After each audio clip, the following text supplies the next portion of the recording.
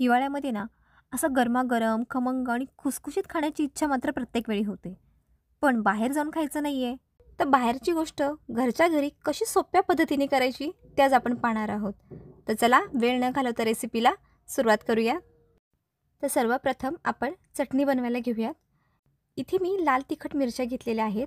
तुमच्याकडे ज्या मिरच्या अवेलेबल असतील त्या तुम्ही घेऊ शकता, जसं की काश्मीरी, शंकेश्वरी किंवा अजून कोणती. फक्त लवंगी मिरची वापरताना तुम्हाला त्याचं प्रमाण खूप कमी वापरायचं आहे. पण काश्मीरी मिरचीसोबत जर तुम्ही लवंगी मिरचीचं प्रमाण थोडंसं घेतलं तर तुम्हाला तिखटाच्या प्रमाणानुसार तुम्ही त्या मिरच्या कमी जास्त करू शकता. 2 मीडियम आकाराचे टोमॅटो घेतलेले आहेत. 2 चमचे कॉर्नफ्लॉवर घेतलेला आहे. चटणी बनवताना थोडं आलं आणि लसणाचा वापर थोडासा जास्त केला जातो. तर इथे मी 20 ग्रॅम लसूण घेतलेला आहे आणि 10 ग्रॅम आलं घेतलेलं आहे. आणि आपल्याला एकदम चिमूटभर अजिनोमोटोचा वापर करायचा आहे. जर तुमच्याकडे हे अवेलेबल असेल तर तुम्ही यूज करा, नसेल तर काही हरकत नाही, हे ऑप्शनलला आहे. पण जर मार्केटसाठी जर आपल्याला चव हवी असेल ना, तर तुम्ही ह्याचा वापर नक्की करा. आणि चवीपुरतं मीठ घेतलं आहे आणि थोडासा फूड कलर घेतला आहे. आणि जे आहे ना, green chilli sauce, red chilli sauce आणि सोया सॉस ह्याचे आपल्याला 2-2 चमच्यांचा वापर करायचा आहे. सर्वात आधी आपल्याला ह्या मिरच्या आहेत ते 5 ते 10 मिनटं गरम पाण्यामध्ये आपल्याला त्याला अशाच ठेवून द्यायच्यात, कारण की त्याला नरम करून घ्यायच्यात. कारण आपल्याला ह्याची चांगली पेस्ट ना एकदम बारीकसर हवी असते. त्यामुळे ह्या गरम पाण्यामध्ये 5 ते 10 मिनटं आपल्याला ह्याला असेच भिजत ठेवून द्यायचे आहेत. आणि तोपर्यंत आपण पुढची तयारी करायला घेऊया. आता चांगले 5 ते 10 मिनटं झालेले आहेत. मिरच्या चांगल्या नरम झाल्या आहेत. नरम झाल्यानंतर आपल्याला ह्याची चांगली बारीक पेस्ट करून घ्यायची आहे आणि त्या पेस्टसोबत आपल्याला हे टोमॅटोची पण पेस्ट सोबतच करून घ्यायची आहे.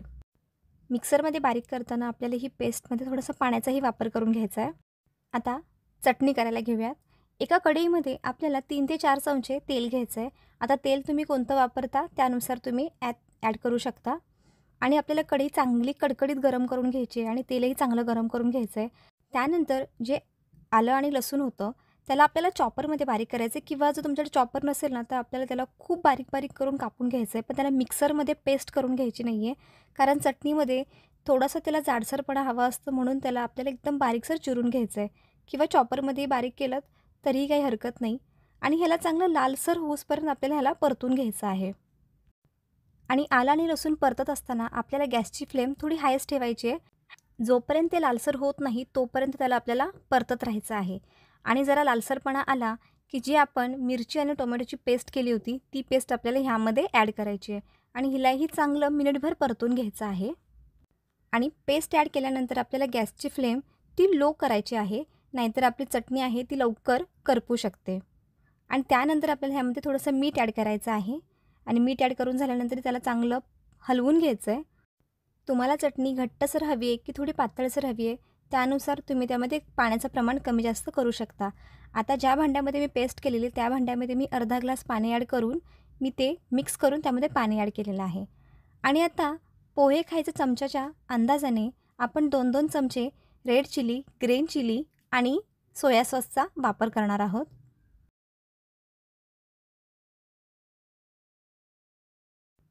ह्या सर्व गोष्टी ॲड करून झाल्यानंतर आपल्याला त्याला व्यवस्थितरित्या मिक्स करून घ्यायचं आहे. जर तुम्हाला आवश्यकता वाटत असेल तर तुम्ही ह्यामध्ये फूड कलर ॲड करू शकता, नाहीतर नाही केलं तरी काही हरकत नाही, हे ऑप्शनलला आहे.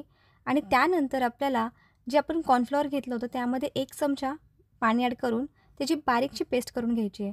पण त्याच्या आधी आपल्याला ह्यामध्ये अजिनोमोटो ॲड करायचा आहे. पण अजिनोमोटो तुमच्याकडे अवेलेबल असेल तर ॲड करा, नसेल तर काही हरकत नाही, हे असंही ऑप्शनलला आहे.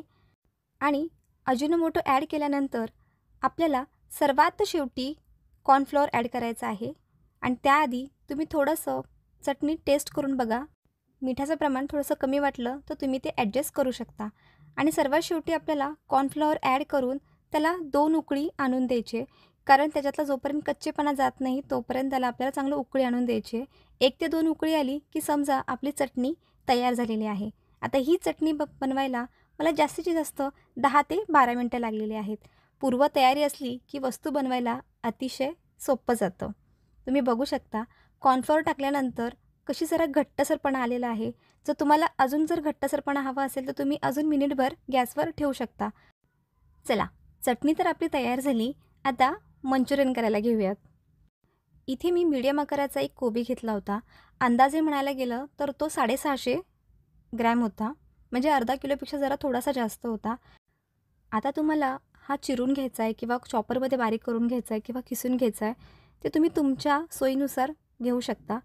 पण जर त्याला बारीक चिरून घेतलंत ना, तर आपलं काम जरा सोपं होतं, कारण की त्यामध्ये आपल्याला पिठाचं प्रमाण आपल्याला कमी वापरता येतं. आता मी इथे 2 कप किंवा 2 वाट्या कॉर्नफ्लॉवर घेतला आहे आणि 1 वाटी मैदा घेतलेला आहे आणि चवीपुरतं मी 2 चमचे मीठ ॲड केलेलं आहे आणि त्यानंतर मी इथे ग्रीन चिली, रेड चिली आणि सोया सॉसचे 3-3 चमचेच्या अंदाजाने मी इथे वापर केलेला आहे. कारण आपण कोबीचं मंचुरियन करताना आपण आयतं पीठ वापरलेलं नाही आहे. आपण घरीच त्याचं पीठ तयार करतो आहोत. आणि फूड कलर जर तुम्हाला आवडत असेल तर तुम्ही ॲड करू शकता. नाही केलात तरी काही हरकत नाही. तसाही तो ऑप्शनलला आहे. आणि ह्यामध्ये पाण्याचा वापर आपल्याला जराही करायचा नाही आहे. कारण जसंही आपण पीठ मळत असताना ते हळूहळू कोबीचं पाणी बाहेर निघायला सुरुवात होतं. त्यामुळे आपल्याला इथे पाण्याची काही गरज वाटत नाही. पण जर तुम्हाला वाटत असेल की पीठ जरा जास्तच नरम झालं आहे किंवा त्याला कोबीला जास्त पाणी सुटलं आहे, तर तुम्ही थोडंसं कॉर्नफ्लॉवर किंवा जर मैदा अवेलेबल असेल तर तुम्ही वापरू शकता. पण शक्यतो कॉर्नफ्लॉवरचाच वापर करावा.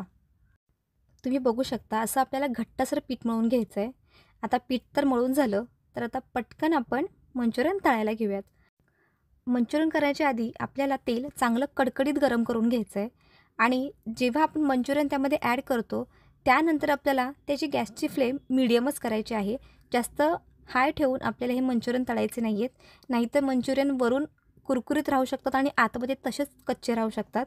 त्यामुळे मंचुरियन ॲड केल्यानंतर आपल्याला गॅसची फ्लेम लगेच मीडियम करायची आहे आणि जोपर्यंत त्याचे जे बबल्स आहेत ते जोपर्यंत कमी होत नाहीत, तोपर्यंत आपल्याला त्याला असंच मीडियम गॅसवर तळून द्यायचं आहे. आता ह्या सर्व गोष्टींना ना आपले 2 ते 2.5 मिनटं जातात. कारण मंचुरियन तळण्यासाठी आपल्याला थोडासा का होईना पण वेळ जातो.